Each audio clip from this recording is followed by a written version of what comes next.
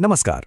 आज हम एक ऐसी डिजिटल कहानी की परतें खोलने जा रहे हैं जो देखने में तो बड़ी सीधी सादी लगती है, पर असल में ये उससे कहीं ज्यादा गहरी है।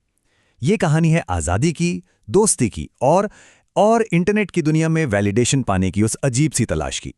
तो चलिए शुरू करते हैं। तो कहानी शुरू होती है बहुत ही सीधी लेकिन दमदार लाइन से। एक गांव में एक बहुत बड़ा कबूतर घुस आता है और साथ में देखिए एक बड़ा बोल्ड दावा, सच्ची कहानी। बस ये कुछ शब्द और कहानी बनाने वाला हमें फौरन अपनी दुनिया में खींच लेता है। एक इशारा मिल जाता है कि कुछ कुछ हटके होने वाला है। तो कहानी का पहला पड़ाव शुरू होता है। सोचिए, एक शांत सा गुमनाम सा गांव। सब कुछ नॉर्मल है, लेकिन ये शांति अब ज्यादा देर टिकने वाली नहीं है, क्योंकि एक अनजाना मेहमान आने वाला है। और हमारा हीरो कौन है?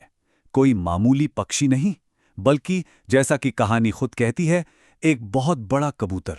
अब ये जो लाइन है ना, बहुत बड़ा, ये बड़ी सिंपल है, पर यही इस किरदार को एक अलग ही लेवल पर ले जाती है।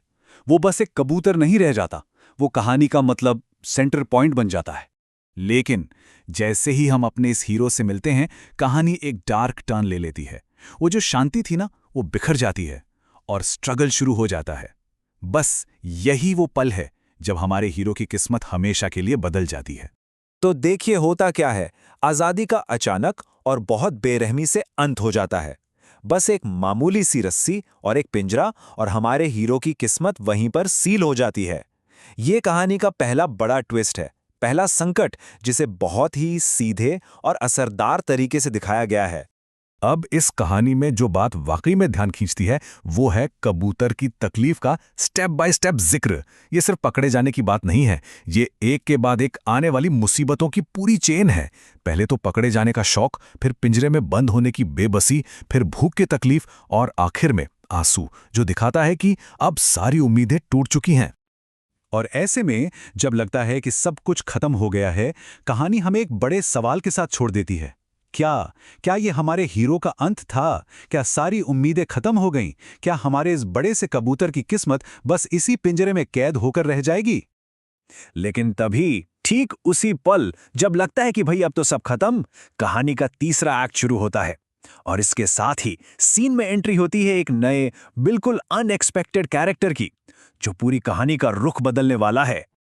और यहाँ एक बड़ा ही मजेदार पैटर्न है। एक और बड़ा जीव, एक बड़ी मुर्गी। ये कोई कोइंसिडेंस नहीं लगता, है ना? जैसे एक बहुत बड़ा कबूतर मुसीबत में फंसा था, ठीक वैसे ही अब एक बड़ी मुर्गी सॉल्यूशन बनकर आती है। ये कहानी का वो पॉइंट है जहां एक बचाने वाला, एक रक्षक आ जाता है। और ये है कहानी का क्लाइमैक्स, जिसे बस एक सिंपल पावरफुल लाइन में बता दिया गया है। कोई लंबी चौड़ी डिटेल्स नहीं, बस एक सीधा सा एक्शन, आजादी, मुर्गी आती है और कैद खत्म। क्लाइमैक्स के बाद हम देखते हैं कि दोनों हीरो अब साथ मिलकर काम कर रहे हैं। वो सिर्फ आज़ाद नहीं हुए हैं, वो अब एक टीम बन गए हैं जो उन गांव वालों से बचकर भाग रहे हैं। तो एक तरह से ऐसा लगता है कि चलो, एक परफेक्ट हैप्पी एंडिंग हो गई। मगर ठीक जब हमें लगता है कि सब सेट हो गया है, कहानी एक आखिरी सरप्राइज देती है। कहानी का आखिरी हिस्सा एक ऐसा मोड़ लेकर आता है जो सब कुछ बदल देता है। यह हमें उस छोटी सी कहानी से बाहर निकालकर सीधा हमारी अपनी डिजिटल दुनिया की सच्चाई के सामने लाकर खड़ा कर देता है। तो यहाँ सबसे ज़रूरी बात यह है कि फिजिकल आज़ादी तो मिल गई, लेकिन इमोशनल स्ट्रगल अभी भी बाकी था। हमारा हीरो पिंजरे से तो निकल गया, पर कोई और गहरी चिंता थी जो उसे अंदर ही अंदर खाए जा रही थी। और यही कहानी का आखिरी सस्पेंस है। भाई, जब सब कुछ ठीक हो गया है, तो फिर ये आंसू क्यों? कैद खत्म, भूख खत्म, अकेलापन भी खत्म, तो फिर इस दुख की वजह क्या है? कहां से आ रहा है ये दर्द? और ये रहा जवाब, क्योंकि किसी ने लाइक सब्सक्राइब नहीं किया है। और बूम, कहानी अचानक से चौथी दीवार तोड़ देती है। कबूतर का दुख पिंजरे की वजह से नहीं है, बल्कि देखने वालों की तरफ से कोई रिएक्शन ना आने की वजह से है।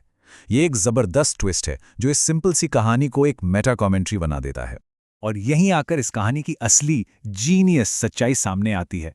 अब ये कहानी कबूतर और मुर्गी की रही ही नहीं, ये एक पावरफुल मेटाफर बन जाती है हर उस इंसान के लिए जो कंटेंट बनाता है।